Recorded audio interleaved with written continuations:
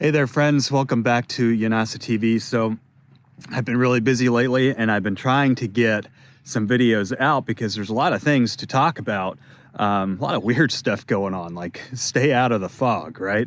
So anyway, I'm going to try and do this video as I'm outside doing some of the projects I have to get done. The other issue that I've been running into has been an issue on this channel for years is that when it gets into the winter months, sometimes it gets really cold outside. And for privacy purposes, I don't record inside my house. So a goal of Yanasa TV this year is to, number one, get an indoor studio space in one of our outbuildings. And number two, upgrade our camera equipment. A lot of our camera equipment is more than 10 years old. And that's something that impacts both our nonprofit, us. And so I have started a fundraiser for the equipment portion of that.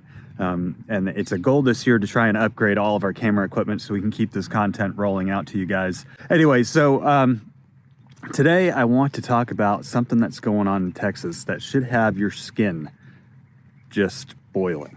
Okay, so first things first, some of you remember the Smokehouse fires in Texas. For those of you who don't remember them, they happened about a year ago. The fires consumed over 1.2 million acres. It was one of the largest fires in Texas history, one of the largest fires in U.S. history. The destruction was unfathomable. For those of you who don't know, the Texas wildfires are the largest in the state history right now. And they've consumed over 1 million acres. They're still widely uncontained. Last time I checked, it was at 5%. A few days ago, it was 10% contained, but they had a lot of high winds that kind of pushed the fires back out of control. The fires have crossed the state line into the state of Oklahoma. They've burnt over 100,000 acres in the state of Oklahoma. This could become, has the potential to become one of the largest fires in U.S. history, which is pretty crazy. Now, the big concern that people have has to do with the cattle industry and with the prices that you're paying for beef at the store. And the reality is that Texas is the largest cattle state in the United States. And the majority of the cattle in Texas are up there in the panhandle. A ridiculous amount of numbers of cattle are in that panhandle area. From what I have read, from statements of the Secretary of Agriculture for the state of Texas, and just other statements from ranchers and what people have been saying, thousands, if not tens of thousands of cows have been consumed by the fire already. This is a very fast moving fire, especially when you consider the winds. I mean, it started off at, we were looking at 500,000 acres, and then it grew fairly quickly, and it consumed a lot of cows just when it grew that way, as well as livestock, homes. This is a pretty devastating event.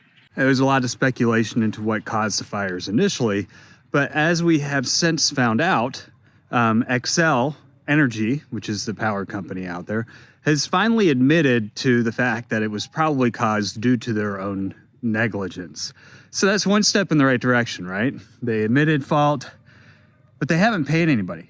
It's been over a year and they have not paid a single claim to a rancher that was impacted by the fires caused by their own stupidity, their own DEI hiring system. Instead, what they have done is they've turned all of these claims over to a 200-year-old litigation law firm in New York and said, you handle these people. What's happening because of that is you've got a lot of these ranchers who lost everything. Some of them lost their homes. A lot of them lost their homes. A lot of them lost livestock. They lost their fields, their ability to graze for a couple of years. I mean, these ranchers were devastated. They're not getting paid a dang thing from Exel. And because of that, they're filing bankruptcy. So I wanted to do this video because, I'm not a conspiracy theorist, but if I were, I would want to know if there was any way Exel Energy Group would benefit from bankrupting the ranchers that are in this particular area. And I think after watching this video, you'll see that they would benefit tremendously if these ranchers ceased to exist. They burnt the perfect path. So Exel, if you are watching this video, keep this in mind. If you don't want people questioning your integrity, get off your duffs and pay the ranchers that you're now bankrupting. So I just want to clarify before I get into this too far that my official opinion is that Exel is just a bunch of green energy idiots who can't seem to get control over themselves. They have caused several massive fires. They caused a massive fire in Colorado just 3 years before this one. You know, we worry about suing people for, you know, non-disclosure of certain financial records and trying to take away their businesses in states like New York. But we don't give a damn about an energy group that has caused now 2 massive fires due to their own negligence. These people should be sued out of existence, in my opinion. And we don't seem to care that they're not paying their ranchers. There is a coalition of several groups that have gone to Washington, D.C. that are demanding payment for these ranchers. But this is absolutely disgusting, this company. This company should be put out of their misery. And it would benefit all of us. We'd all be a lot safer without this company out there. But anyway, you're probably wondering how Exel Energy Group would benefit from bankrupting ranchers, their own customers. So I think you have to look at the growing customer base in Texas altogether.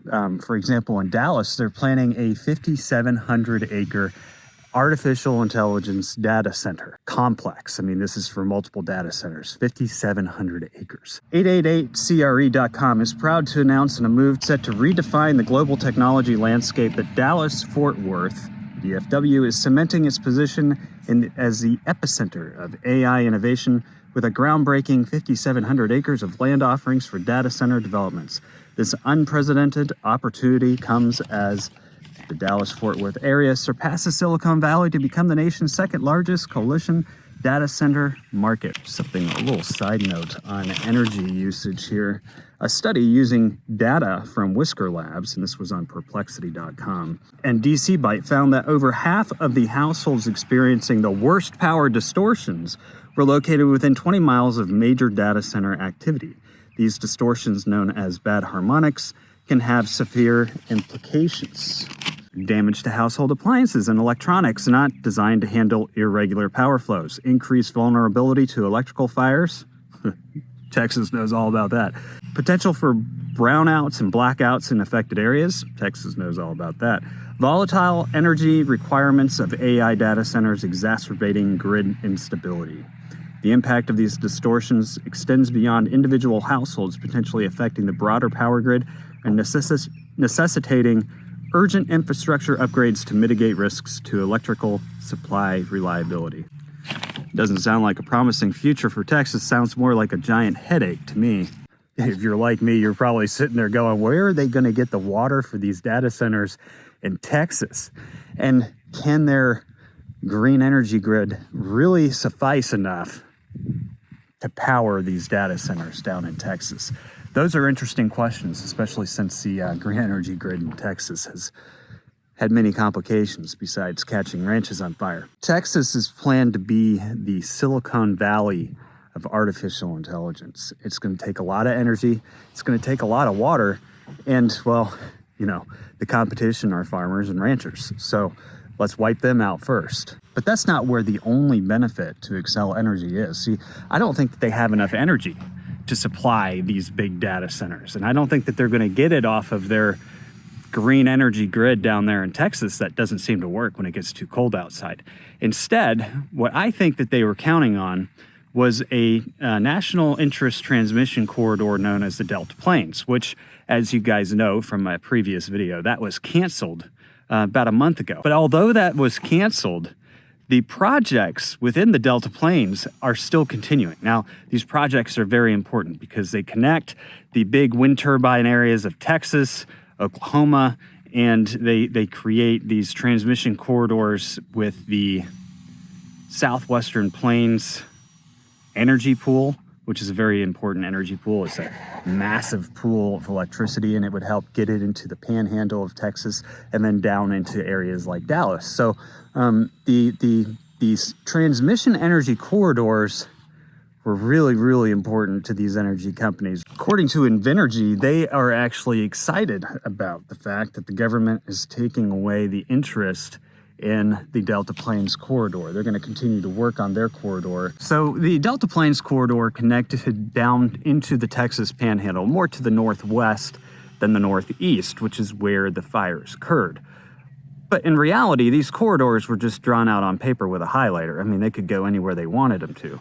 And the connection created by the fire that went from Texas into Oklahoma creates the perfect corridor for one of these national transmission corridors. And since it's already been burnt out and scarred, they don't need to necessarily have the federal government step in if they could just bankrupt everybody that owns the land along it. You have a perfect transmission corridor that runs into the Texas Panhandle's, wind turbine area. It also connects into other areas where they can then pump down electricity. They can share electricity with the Southwest Great Plains Energy Pool.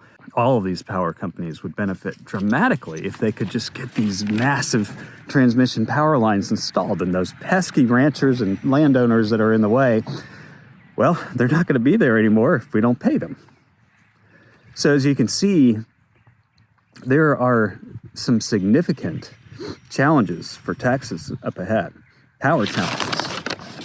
How do you power all these AI data centers with the infrastructure you have? It can't even withstand a freeze. Well, if you can make those connections, those corridors, you've got all the power in the world.